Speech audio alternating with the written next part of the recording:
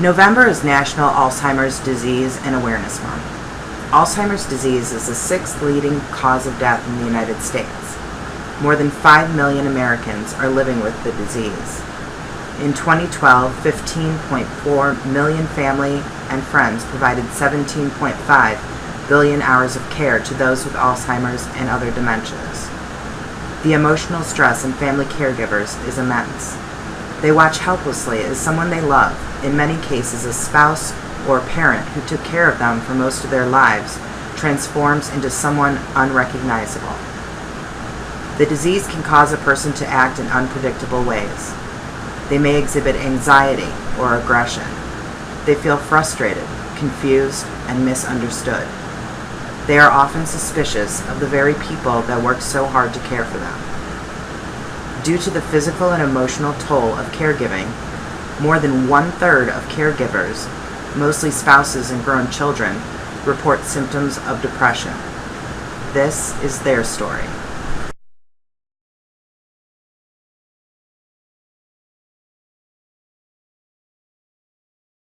My father was a big, strong man, part of the greatest generation.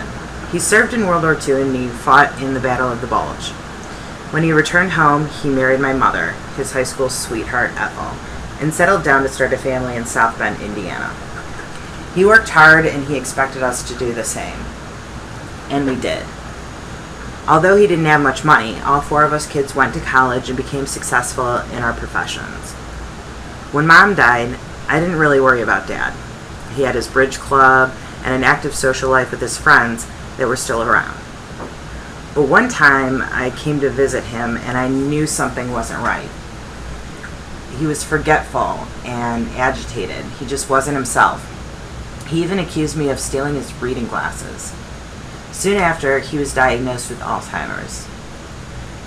I made the decision to care for him at my home because I thought that after all he had done for me and my siblings, it was the least that I could do. My husband wasn't exactly thrilled about my father moving in, but he was supportive. Then things got bad. His behavior towards myself and my husband became really aggressive, and he was always accusing us of stealing from him. My dad didn't want to bathe either. That was a big deal, and I'd almost have to tackle him to clean him up. I was tired from work already. I worked 8 to 5:30, and the demands of my dad's care just put me over the edge. I physically felt it. I became depressed and withdrawn, and my husband had had enough. And then the final straw. Dad would occasionally leave the house during the day when I was at work, but I didn't really worry too much. He wouldn't go further than maybe like around the block. Then one day I got a call from the police and they found him wandering on the side of the highway in his bathrobe. I knew something had to be done before I lost my job, my husband, my dad, and my mind. So I thought about my options, and I didn't really want to remove him from the house because he had gotten so used to his life there. So I started interviewing caretakers until I found Carmen.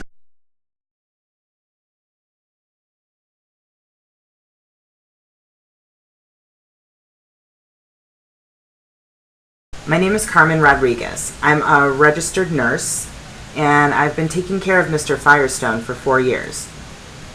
Karen was stressed. She was going crazy.